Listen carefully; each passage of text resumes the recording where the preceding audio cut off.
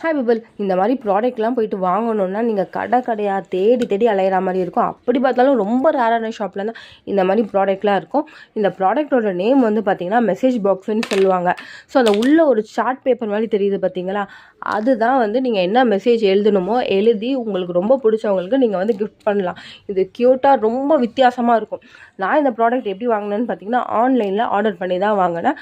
1 week கழிச்சு இந்த product வந்து பார்த்திங்கன்னா என்னோடய கைக்கு வந்தது. ஸோ இதெல்லாம் உங்கள்கிட்ட சொல்லாமல் வேறு யார்கிட்ட சொல்ல போகிறேன். கண்டிப்பாக இந்த கிஃப்ட் வந்து உங்களுக்கு ஃப்ரெண்ட்ஸுக்கோ இல்லை உங்களுக்கு ரொம்ப பிடிச்சவங்களுக்கோ நீங்கள் கொடுக்கும்போது அவங்க வேறு லெவலில் சர்ப்ரைஸ் ஆவாங்க.